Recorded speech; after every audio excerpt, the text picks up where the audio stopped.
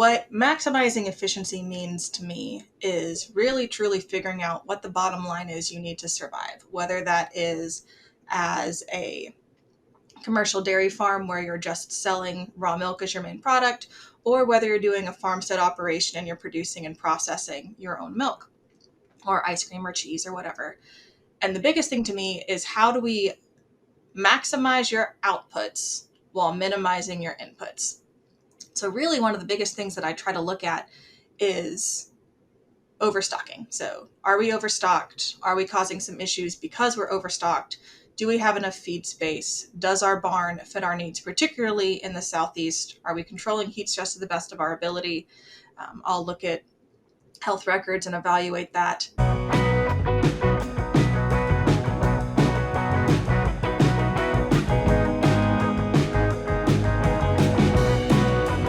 Welcome to the Dairy Podcast Show. My name is Joe McFadden, and I am your host. Joining me today is Dr. Liz Eckelkamp. Dr. Eckelkamp is an associate professor and dairy extension specialist at the University of Tennessee. Welcome to the Dairy Podcast Show, Elizabeth. Thanks for having me. Glad to be here. Well, I am glad you're here, and I just talked to you moments ago. We have never met before, so this is the first time, having a conversation. And I did do some internet sleuthing, right? So whenever I have a new name, I get on the Google and I search and I see what you're all about. And I found this questionnaire that somebody asked you a series of questions, and I discovered that your friends consider you to be sassy. That was the one thing that I learned. Okay, it's kind of true. And your favorite historical figure is Amelia Earhart. Amelia Earhart has been in the news the last couple of weeks. Why is Amelia your favorite person in history? Because she was groundbreaking in her time, and it takes a lot of guts to decide to try to go around the world in a plane designed during that time period. I don't know if I have the guts to do it now in a more modern plane.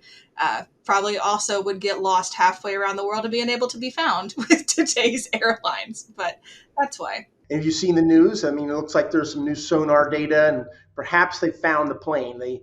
It's a big mystery. When you look at the images, it's all grainy looking, but it does look like a plane, and everybody's excited. I had not seen that, but I'm going to go ask Dr. Google about that now as soon as we're done. There you go. I actually got a little fascinated with the Amelia story there for a while, and I was looking at all the evidence, and there was a couple specials on TV I watched about it, but pretty fascinating. Mm-hmm. We're here to talk about you and your expertise. Professors themselves can be pioneers, so I really wanted to make sure we dive into some of your interests. Natural Biologics is using cutting-edge science to deliver cost-effective solutions for the animal health and productivity challenges you face.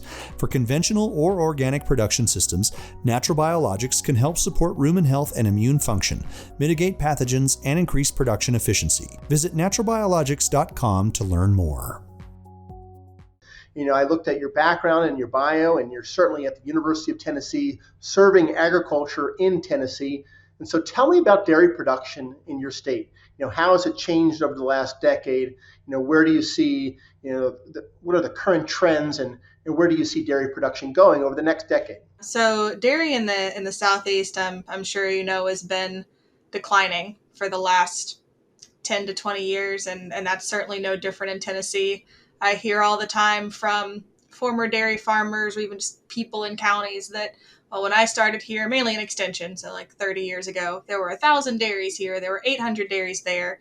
We now have 132 cow dairies across the state as a whole. So that is across all 95 counties that I serve. So definitely a lot of attrition in the dairy world. And some of that is lack of resources. Some of that is the low net revenue that we get in dairy just anywhere. Particularly we see that in the Southeast. And some of it is just the older generation retiring and the newer generation not wanting to take it over. One thing that we've seen a lot of in Tennessee is willingness to adapt value-added dairy, so more farmstead dairy practices. And I see that continuing to be an interest in our state and then other southeastern states as well, as a way to stay viable with lack of resources and lack of infrastructure really surrounding dairy. Well, I'm very familiar with this, this trend. I before I came to Cornell, I was at West Virginia University, and Mhm. number of dairy farms and cows in West Virginia Oh, was yeah. so low, right? And so we're neighboring states. I've learned a lot about the friends and enemy kind of relationship between the two states. It was an enjoyable experience. I consider West Virginia friends. I work a lot. Yeah, definitely. I don't know. I got to talking to a few people. I'm not going to get into that, but all right. So tell me why did you choose the position that you have now? Like, why did you just devote your life, your career, right, to focusing on dairy production in Tennessee? Considering where it's at currently. It's a great question. I'm actually a very non-traditional entrant to ag. I had not touched a dairy cow until I got to my undergrad degree at LSU. My great grandfather had a dairy in Electra, Texas, but aside from having a milk carton that my dad loved, that's about all I knew about the dairy industry. You could have asked me about it when I entered college, and I probably would have said, yeah, there are cows. I think they're mostly black and white, and I really like ice cream. That's probably what my answer would have been when I started undergrad. And I had some amazing mentors that poured into me during those 4 years, and a great herdsman that was willing to teach a little undergrad who didn't know anything about milking cows and feeding calves and cleaning the lots and pushing up feed and why all of that was important. And within, the first semester of classes at LSU, I was hooked. We had to go out to the dairy and follow a cow that was about to calve. It's part of our class project. And our cow was named Daisy, and she was stubborn. She was a third or fourth lactation animal, and she just didn't feel like calving any of the days that we went out there at midnight throughout the entire week to see what was going on with her. And then Saturday, remember, freshman, undergrad, LSU, Saturday at 6 a.m., she actually decided to calve. We all thanked Daisy very much for that experience. And she had a 110-pound bull calf that didn't want to come. So I was going to grab the OB chains. Our herdsman put them on and just told me to hold the bucket. And Daisy was more interested in the bucket than the fact that she was having a calf. So she basically pulled the calf out herself. And I just thought these animals are the coolest creatures I've ever encountered in my life. And then I was hooked on dairy from that point forward. Was looking for graduate school options. I met Dr. Jeffrey Bewley at ADSA and learned that there were different ways to house cows because I had a sample of one, right? I had been on the LSU dairy and I thought that all dairy farms had sand bedding and all dairy farms had AFI tags and all dairy farms milked in a double six herringbone parlor, which is absolutely not the case. But when that's your own experience, that's all you know. And the work that he was doing with dairy cow housing and facilities was absolutely fascinating. It had never occurred to me that you could have different types of stall bases or that changing the dimensions would be something that would impact how those animals performed.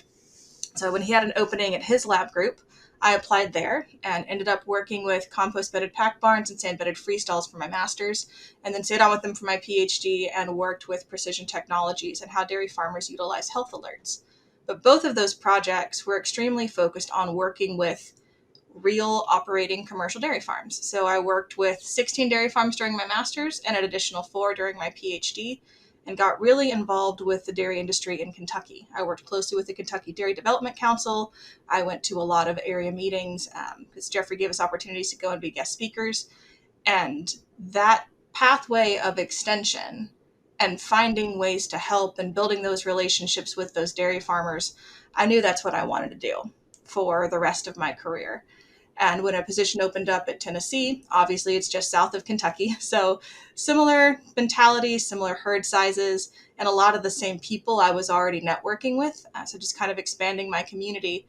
And it was a 100% extension position. And those don't come around very often. So being able to take advantage of that is why Tennessee.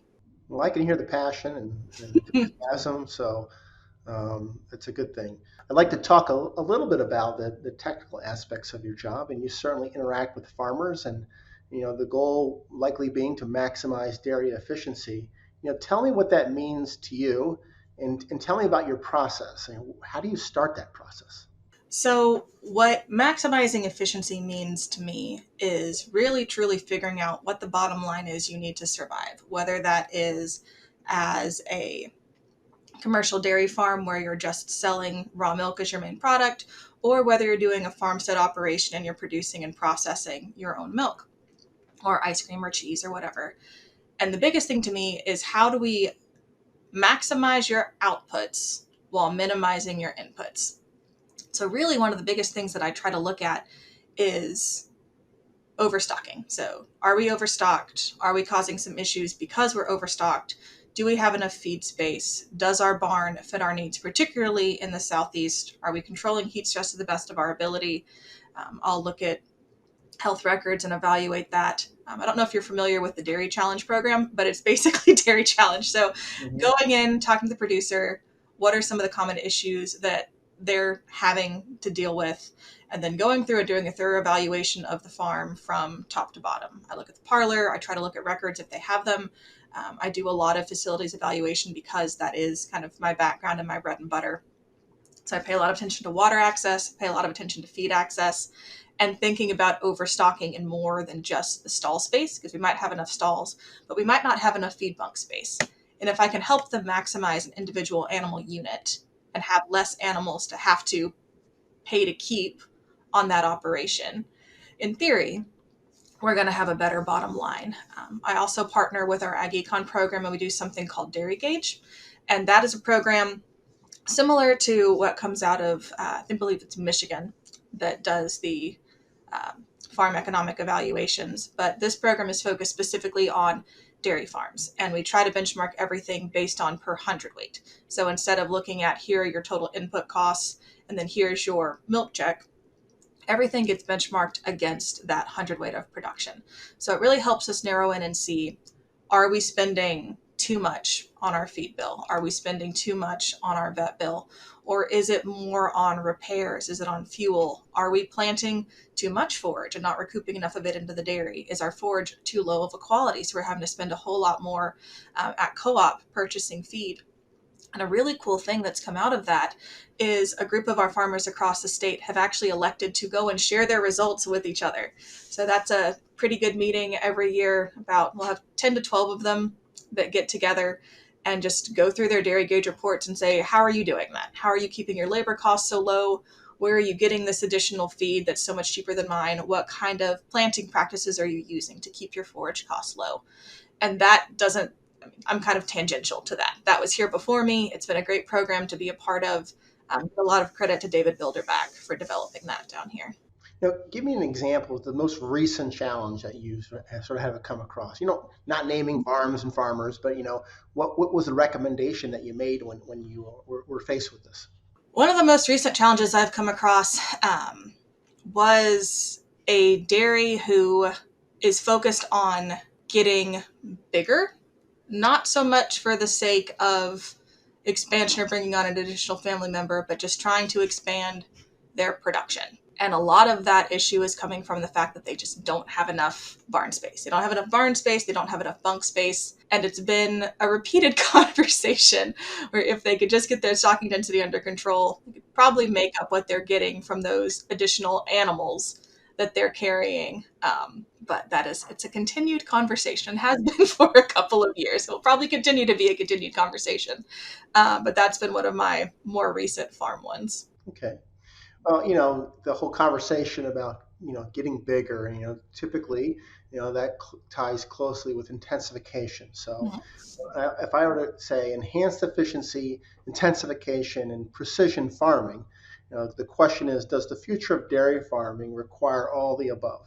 I think a lot of it depends on how you plan to fit into the future of dairy farming. I think an intensification can mean different things, right? Intensification can mean getting larger as an operation and having more individual animal units. Intensification could mean trying to do more with less by investing in technologies, or intensification could mean diversifying and trying to control more of that dairy infrastructure on your own. So doing farmstead processing into milk, cheese, ice cream, something like that. But the key with all of those is money, right? Investing in something. And then for quite a few of them, labor becomes a big part of that as well. So when it comes to intensification, are there trade-offs that we might need to consider, or farmers need to consider? These could be from a farmer's perspective, but they also could be potentially from, somebody that's not in agriculture. Like, what are they thinking about? Absolutely. with intensification, so if we're going to expand our herd, one of the first questions I always ask is, do you have the land base to actually physically grow more forage? And do you have the land base to physically apply the additional waste product that's going to come out of growing your herd? That's always question number one. Question number two is always, do you have the labor force to handle that expansion? So potentially increase feeding routes, longer turns in the milking parlor, or even increasing from 2x to 3x. Do you physically have the labor, the ability to get the labor to do some of those things? If we think about the farmstead side, a lot of it's the same question. Do you have the ability to do processing? Do you actually physically have land to build a processing facility? Do you have access to a marketing outlet? What is your marketing strategy? And do you have another family member who wants to take that on and have that be their main piece? Or do you have labor that you can direct to run a processing plant or to run the farm? Because all of those things are going to continue happening at the same time. And if you plan to have a farm store, have you thought through, do you have enough employees to actually run that on the back end? And also, have you thought about the additional amount of regulation that goes into doing processing and doing production? So we already know dairy is the most regulated food in the US, and we think about that traditionally from the farm side. That does not go away when you add in processing. If anything, it increases, because now we're dealing directly with that food product that is sold to a customer, and also dealing with customers. If you don't like people and dealing with people, Mm-hmm. and having them in your space, farmstead might not be the right thing for you. I'm thinking also, like, right, from an environmental perspective, there's so much hot attention right now on dairy production or just cattle production in general. Some of the buzzwords that people are talking about include biodiversity or compromised animal welfare. I mean, do you see these as concerns or not when it comes to the intensification story? I don't really see them as concerns in the intensification story from a dairy perspective. Usually because when the public is thinking about that, right, they're not necessarily thinking about a 4 or 500 cow dairy. That's this image in their mind of the mega dairy. So the 10,000 cow or more dairy. And once you're that size, you have the ability to separate your herd into subgroups, right? You have the ability to fully focus on the transition group or the mid lactation group or the late lactation group, or the close up and far off dry cows and the heifers and the calves. So you really almost have like care teams focused on each individual group. So in some instances, I actually think the welfare can improve because you have people dedicated to just one section of that dairy cow life cycle instead of taking care of the entire thing from calf to dry, right? Not to say that small dairy farms don't do a good job. It's just they wear all hats, right? So some of that intensification comes with being able to subdivide those tasks where that's just not possible on smaller operations. From an environmental perspective, I think we need to do a better job telling our story and sharing what we already do for environmental stewardship across dairy farming. I mean, dairies are the original upcyclers, right? We grow the crops that feed the cows produce the manure that goes back and fertilizes the crops, and it just continues cycling. And that story, I don't think gets shared as effectively as we probably could. And I think we've only recently started sharing that story that way. So it's kind of like coming late to the narrative. But I'll see that a lot I do a bunch of guest lecturing within our department. And we take a group of students out to the dairy, our university dairy, and that's part of what I take them to. I take them to our manure management system. I talk about our flush system. I talk about how we recycle and reclaim our sand. I talk about our solid separator and why that's effective for us to have a solid stack that we can land apply after harvest. Then I talk about our liquid storage as well. So we can put that down on our crops throughout the year as needed. So one, we're doing a better job of using our water, using it for multiple applications, and then also cutting down on purchased fertilizer on our farm and making us one more financially efficient, but also a little bit more sustainable at the same time. And that thought process of the interconnectivity and being able to use everything that you have really resonates with the students that I'll talk to in that class. You can't not talk about technology now when you talk about dairy farming. So tell me about precision dairy farming, what that word means, precision, and the role of technology and we can get into that for a bit. So the definition that I usually use is the use of automated or mechanized technologies to improve or replace human decision making or labor. That's what that kind of means to me in a big overall scoop. Yes, that is in several presentations that I give, which is why I was able to rattle that off so quickly. Um, but basically, being able to use something that augments your decision making or replaces labor to some extent, and sometimes both. Sometimes technology serves both of those purposes. And my definition of precision technology is probably a little bit broader than um, robots and calf feeders. To me, precision technology goes all the way to like herd record management. So PC Dart, Dairy Comp 305, Alpha Laval, De Laval's program, any of those to me are still part of a precision technology suite because it takes you from keeping up with a notebook in your pocket with a bunch of little pieces of paper that then go into a drawer to something that you can actually query and use to make more informed decisions about breeding or about whether or not an animal should be culled. Do we treat this animal? If so, why or why not? And keeping track of all of those decisions as well. And then obviously we have the more, I guess, commonly recognized precision technologies. Those would be the wearable tags that are like the Fitbits for cows. I wear mine all the time. Of course, this is a me Fitbit, not a cow Fitbit. And then the robotic systems like the automated milking systems, automated calf feeders, feed pushers, or even the TMR replacement systems.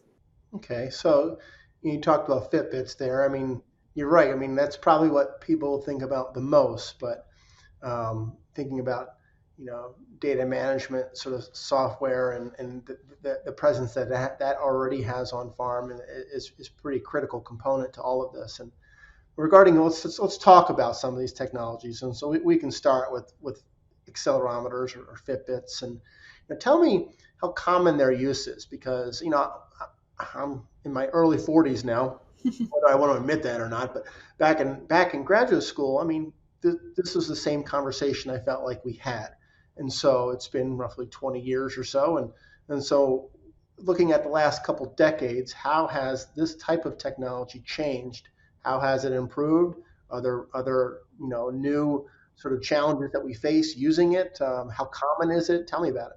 So the best kind of overall look we have at how many people use any kind of technology probably comes from the NOMS studies. And the last one we have is what, 2007? I think we're still waiting on the, or do we have the 2014 update yet? I think we might have the 2014 update. I don't know. Gonna have to Google that too after we're done. But the last time I looked at those, they used a metric of how many dairy farms used computers for just record keeping purposes. And it was a much lower percentage than you would think. It's somewhere in like the 50 to 60% range that were using computers at all for record keeping. And then as you moved up into, like, again, intensification, so the greater the cow numbers you had, the more likely you were to use or a computer for record keeping. As far as how many dairies across the US are using technology, I don't know that we really have a great handle on that. Because usually when we try to get a national average or a national number, we're looking to some of those national surveys. And I don't think that's a question that's really been asked in those yet. But if I think about my dairy farms in Tennessee, and obviously it's a very, very small portion of dairy farms across the US, Mm-hmm. I would say maybe 10 to 15% of them have some kind of wearable technology. So it's really not as high of an adoption rate as you would think for as long as these tags have been around. Yeah, and that's sort of like a bit of my mindset too. That I don't have an exact number either, and but I would think that I think we like to talk about these things more than they're actually practiced sometimes. It's not to say that there's not some obvious benefits. I mean, tell me some benefits of having of using this technology. Yeah, one big one would be heat detection. With moving away from, if there is public pressure to move away from timed artificial insemination, which I kind of hope there isn't because those tools are extremely useful. But if there are, being able to breed off of a change in activity and have it be reliable is extremely beneficial, especially if you're limited on labor that can go out and actively watch cows for naturally occurring heat or heat after just a sink shot instead of breeding strictly off a timed AI protocol. They do a great job with that. The leg tags do a really good job of telling you things like lying and standing and overall activity. So if we have an increase in lying time, in theory, we can pick up a disease incidence, right? If we have a dramatic increase in lying time. Same thing with the neck collars. They do a great job with eating time and rumination, and most of them do that. Most of them do eating, rumination, and then neck activity. So that neck activity, again, is your heat detection trigger mechanism. And then eating and rumination are more of your health metrics. And those, same thing. If you get a big shift in eating or rumination, we have an idea that we should probably go check that animal and look for signs of illness.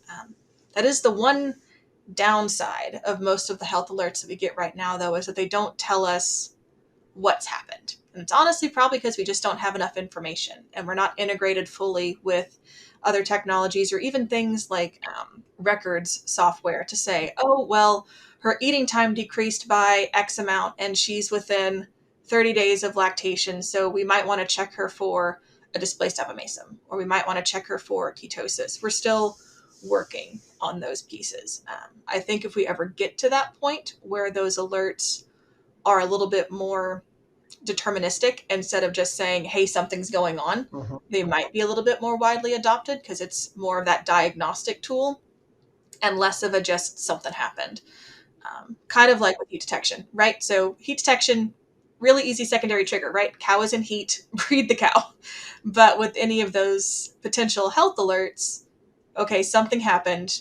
Now go check the cow, bring her up, figure out what kind of additional diagnostic testing you want to do if there isn't something overtly obvious from bringing that cow in the first place. You mentioned that these have a diagnostic potential, but whether it be Fitbit or some other type of technology, what do you see as currently present or emerging that has prognostic potential that can sort of predict the future? I'm not really aware of any that have prognostic ability. Really, everything that we have right now is here's what happened. So kind of like your Fitbit report. This is how many steps you took today.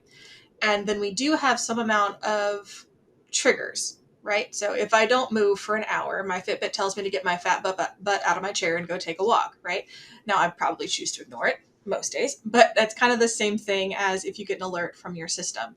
If it tells you that eating time has changed, that now becomes your decision. Do you go check that animal because eating time has changed, or do you ignore it or rationalize it with some other function? So that's still very much where we are, kind of regardless of the technology that we're looking at. A robot functions the same way, right? It can tell you if your somatic cell count went up. It doesn't really tell you that that is going to then impact future production by her definitively having a case of mastitis, so you better treat her now or here's what's going to happen. It just tells you that something is different out of that animal's norm. Same thing with the calf feeders. It can tell you that she didn't drink her milk allotment, or that her weight is going down instead of going up. It could tell you that their total number of visits to the calf feeder haven't been as frequent as they were before. But even then, that's just what's happened. That's what you had yesterday versus what we have today. And that's about what we get with them. Not in a negative way. It's just we don't have a predictive portion of that yet, or an optimization portion of that yet. So, I read a couple of papers before I decided to jump on this interview with you, and there's other types of technologies that are being discussed, like electrical conductivity, looking as a way to look at detect for mastitis, and then there's infrared thermography as a sort of non-invasive tech that can look at temperature, body temperature. I mean, there's probably a large number of these sensors and technologies, however you want to define them, and they all come at a cost, right? And so how do you get to a point where everything is integrated, where it sounds like it's a hard job to convince a farmer to use sensor X, right? And then it's probably an even harder job to get them to use a whole suite of sensors, right? Like, how do you get to that point? It just seems like when you talk about talk to academics. I'll say it again. When you talk to academics, like, that's the future. Like, we're going to have everything fully integrated. All the data is going to go into a single software package. You have all these sensors all on the soil, on the tractor, on the cow, and parlor, you name it. How do we get to that point? Well, I would flip that around and say, how do we get Apple and Android to work together? So, like, that's kind of the same discussion, right? We're talking about distinctive companies that each have products to sell. Many of them are competing products. Sometimes it is one main provider that sells to multiple suppliers that rebrand and spend that and show that technology with their color system and their support network behind it. So it's not as simple as, well, we'll just have everything integrate. Because if you try to just have everything integrate and pull in multiple sources, and you're not a farm, I have a sneaking and not a university where you've got agreements in place, I have a sneaking suspicion you might get slapped with a lawsuit if you tried to pull all those in through a third-party platform. That's not to say that there aren't companies that are working on that and trying to figure out ways to integrate across multiple data streams. And honestly, that's the next big hurdle that we have in precision technology is how do we integrate across multiple data streams, multiple data providers, and then get that optimization output from it. The other big debate that's been happening a lot in the technology world is whose data is it? And who has a right to that data? And that's a tricky question because does the company who created or sold that technology have a right to the data it's collecting? Or does the data belong to the farmer who purchased the tag and put it on his cows and is generating the data? And that is a tricky question. That is a question for lawyers and not a question for me. But it does kind of bring to mind, what is the precision technology world going to look like in 10 to 15 years? Instead of a licensing fee to use that technology, is there, a value paid back to the farmer for generating data that company is then making leaps and bounds in R&D technology with? I don't know. I don't know what it's going to look like. But I think that it could look very different from what it looks like today by the time we get here in 10 to 15 years. Typical fresh cow incidence of clinical hypocalcemia is 3 to 6%, while subclinical hypocalcemia affects 50% or more mature cows. Based on cutting-edge research, Exelite offers a new approach that is build effective and the ZDUs. For more information, visit www.protecta.com. Well, speaking of leaps and bounds in 10 to 15 years, let's talk about artificial intelligence. I know this is not your probably area of expertise, but from your perspective, artificial intelligence, machine learning, all these fancy words, what impact you think it's going to have on this precision farming conversation?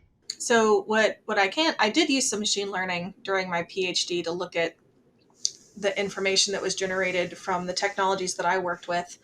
And I can say that when I used machine learning, so neural networks, random forests, they outperformed my traditional trigger detection methods. So if I looked at, so let's say behavior had to change by 30%, positively or negatively, within X amount of time window of a true event that I recorded.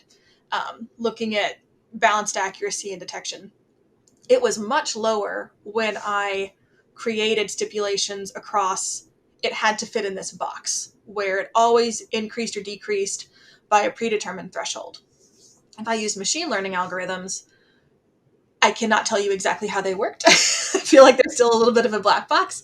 But the balanced accuracies that we got from those, particularly when I considered my leg tag that gave me walking, lying, standing, and then just general activity, and my leg tag and my neck collar that gave me rumination time and neck activity, considering those together, my balanced accuracies greatly improved using machine learning compared to just traditional triggers.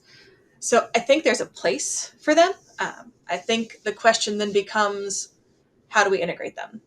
Is it using Python code? Is it using some kind of R program where we have open sourcing and we can embed that easily into the technologies that are purchased by producers to where it is continuously learning from that farm's records and also from what those cows are producing over time? Or is that something that is more proprietary to a company where they're running those algorithms in the background using those machine learning protocols and then kind of having a delay, right, where they're running them maybe every 24 hours you get some kind of a report that says, hey, we think this is what's going on based on previous patterns of behavior from your herd and your records.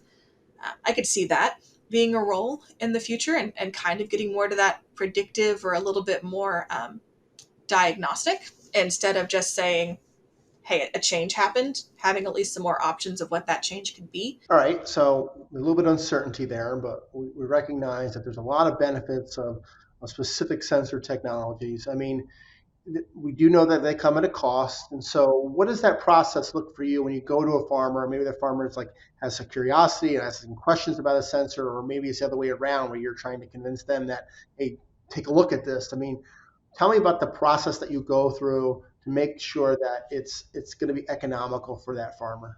So I will say that conversation used to be a lot harder. One of the other hats I wear is I'm the program director for the Southeast Dairy Business Innovation Initiative. And that program is funded through USDA Ag Marketing Services through their dairy grants. And I'm actually able to run grant programs throughout the year. We have 4 different grant calls. In the spring, we do a precision technology grant, and we also do a farm infrastructure improvement grant. And that's open to dairy businesses across the Southeast. So now it's more like, hey, which technology should I invest in? Because I'm going to apply for this grant so they get reimbursed for part of my investment. And that's made that conversation a lot easier. So I don't think it's that dairy farmers don't want to invest in them. I think a lot of it is sticker shock at the initial cost, particularly for something like robotics. That is a big sticker shock value right off the bat. Plus all the infrastructure changes to an existing barn or building a new one. But that conversation for me usually is, what's your biggest need? Kind of always goes back to that. What are you having the most problems with? So if you've got an awesome heat detection rate, investing in a heat detection technology may not be for you, unless you're worried about the person with the awesome heat detection rate retiring or moving to a different farm, and you're building it in kind of as a redundancy metric. If you're really worried about milk quality and making sure you know what's going on with every individual animal in your herd, probably a parlor technology makes a little bit more sense for you. If you're worried about keeping up with eating and rumination for your transition cows in particular to keep a better eye on it, we're probably looking at a neck collar or an ear tag. So it really files down to, what's the need that you're trying to fill? Is a technology the best fit for the need that you're trying to fill? Number 3 is always, are you actually going to use the technology? Yes, I know that that sounds like a silly question, but these are really expensive paperweights if you don't actually use them and you're not willing to take that extra management time, because it is one more thing to manage. It's one more thing to keep up with. It's one more thing that can break. A useful thing to keep up with and a useful thing that can break. But if you're not prepared for that extra level of management, it can be very difficult to integrate that into your farm. Then I also ask, what's the service team look like in your area? And do you have any of the farmers in your circle of influence that have used technologies like this before? And go talk to them, see what they like, see what they don't. Do they have a good relationship with their service provider? Are they going to be able to be there to help you troubleshoot if things break, particularly with things like robotics? Because again, it's a big computer. It will break. They will help you fix it, but it will break. So making sure you have access to those support systems before investment is very important. I understand how technology can be frustrating. It took me 5 minutes to turn on my microphone today. But that said, I want to make sure we cover a different topic. I mean, you also have a real interest focusing on the studying consumer behaviors when it comes to dairy purchases. And I did, again, I got on the Google and I wanted to see, where your expertise lies. And, you mentioned farmstead milk.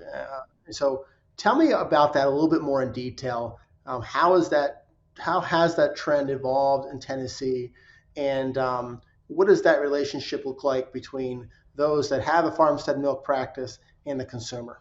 So I would say farmstead dairy operations have been a part of Tennessee culture for a long time, even if we didn't call them farmsteads at the beginning. So the term Mayfields, I don't know if you're familiar with that up your way. I think there used to be Mayfields in Pennsylvania, if there's not anymore. But the Mayfield family was actually originally from Tennessee. So when they started doing Mayfield's milk, it was with milk from their cows into their plant. And obviously that's grown, and that plant is one of several that are now under Dairy Farmers of America. But that history of having dairy processing in Tennessee in particular has been here for a long time.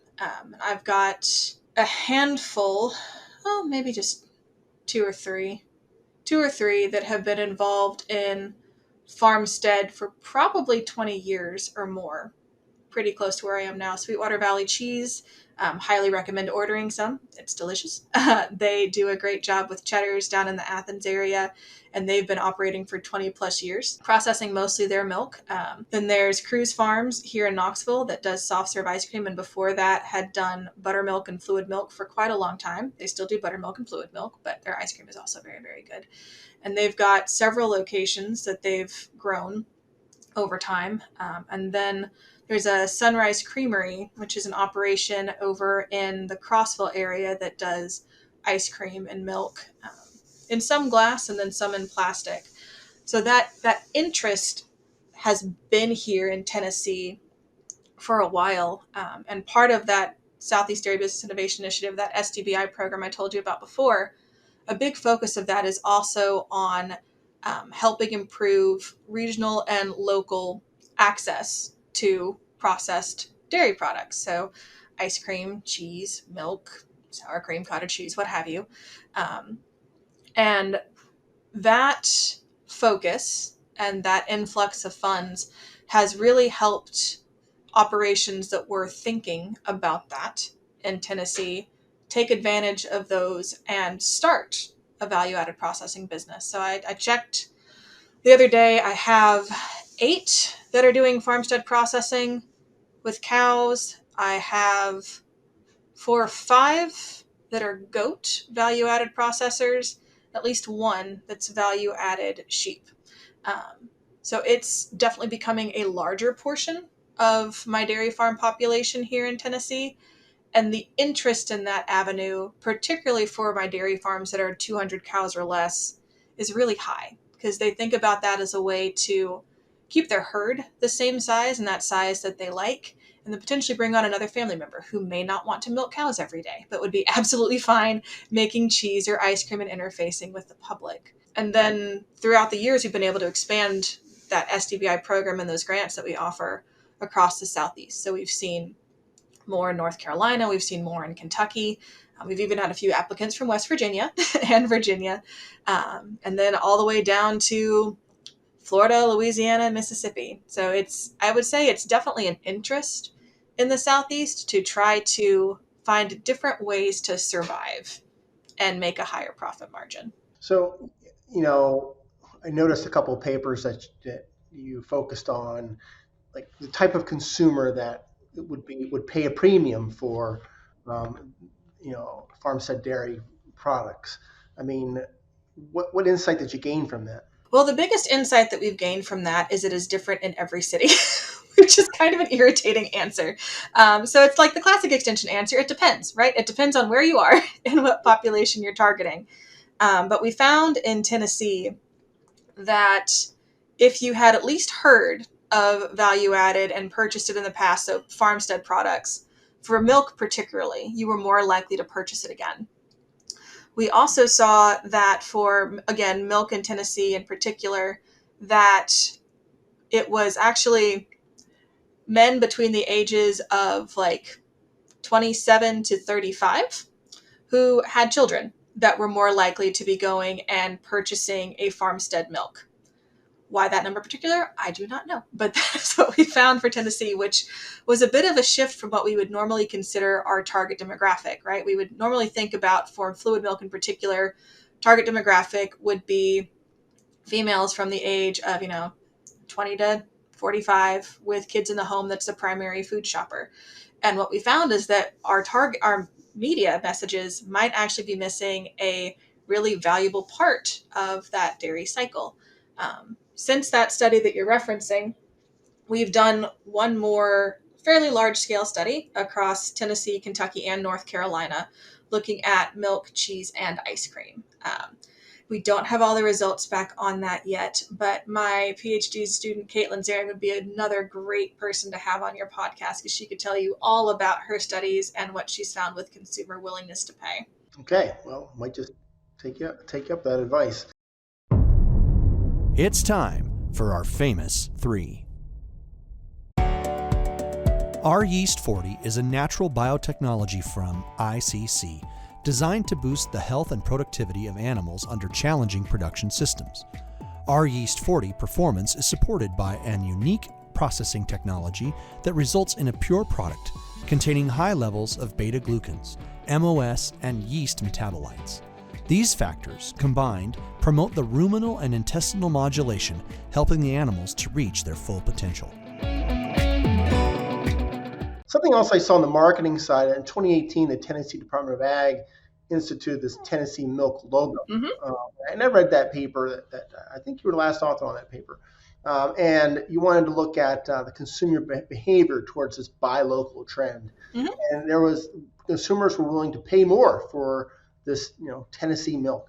Do you see where's that at now in terms of, is this still a trend that's growing or no? So the willingness to pay studies are interesting because if you have a willingness to pay study, you kind of have to assume that all things are equal, including access to that product.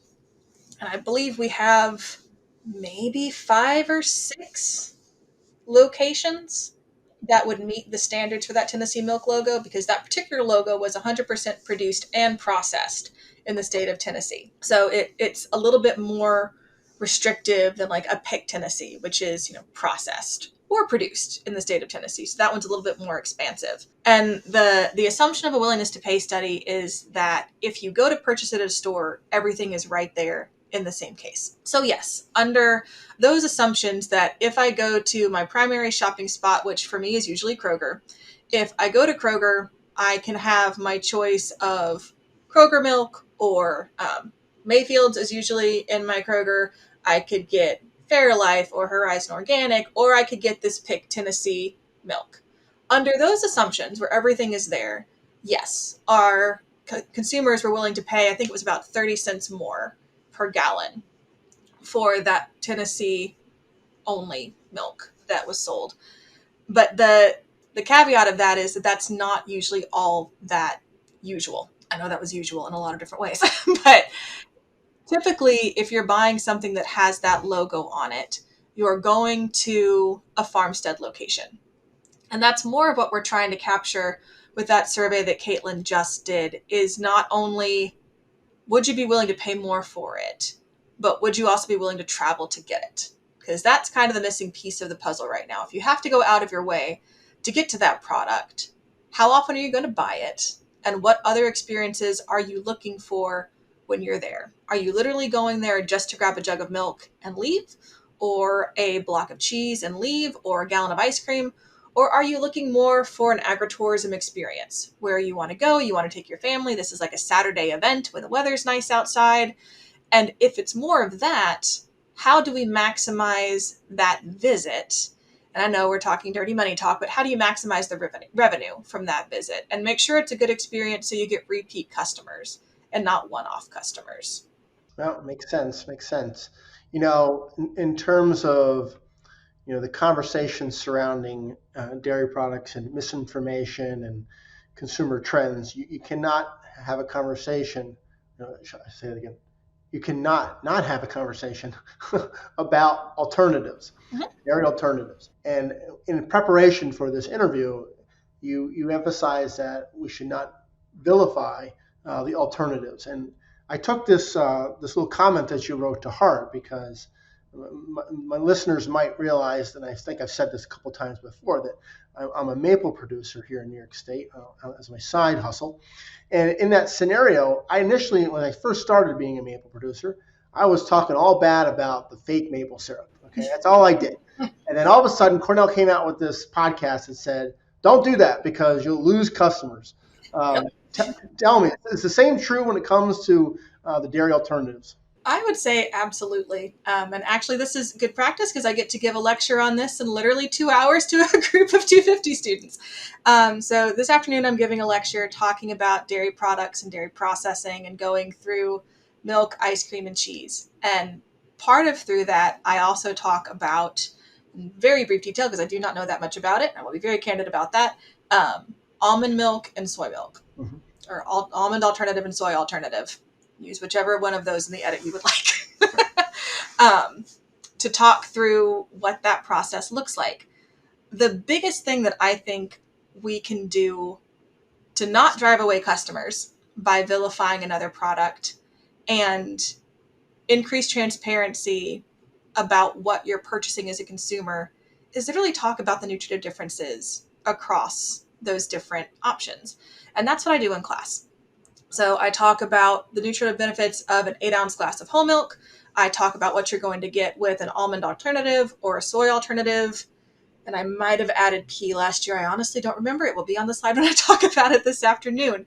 But when you go through and look side by side, there's a reason that for most people who want to get an alternative to dairy, they go to soy. It's the most similar in fat and protein content. Estrogen content is higher in soy, which for some people that might be a good thing. If you're menopausal, great, go get some soy alternative. If you don't want extra estrogen in your diet, maybe avoid it. But if you look at almond, there are very few similarities between the almond alternative and the dairy alternative. And that's probably the biggest thing I try to drive home when I'm teaching the undergrads is know what you're buying and know what you're buying it for. Because if you just want this to go on your cereal and that's pretty much all it is, and you don't want to drink a dairy product, go ahead and buy almond. But if you're looking at this to have some kind of protein for a smoothie, if you're looking at it as some kind of recovery beverage, or if you're looking at it to simply make a cake, don't do almond. It does not have the same structures in it that you're looking for. And there are some things where there just is no comparison to what you can get in dairy. And I think talking about it in that way, not as an us versus them, but these are the differences. Use your mind as a customer and make your own choice.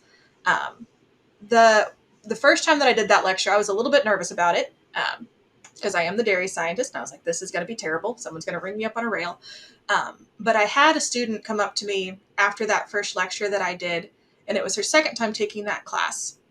And she really said, thank you. She's like, I was nervous about being in an animal science degree where there were some animal products that I didn't want to consume or that I can't consume, and feeling like an outsider and like she didn't belong. And I don't think that should ever be our story. Our story should never be you don't belong because of a personal preference or an opinion.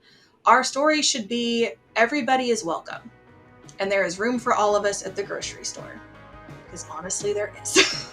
Well, that is a very refreshing take, and I think it's a perfect ending to this episode. I want to thank you, Dr. Elizabeth Eckelkamp, for joining me on the Dairy Podcast Show. I'm happy to do it. It was great talking to you. Thank you for sharing your insight into dairy production, including precision management technologies and dairy consumer behaviors and trends.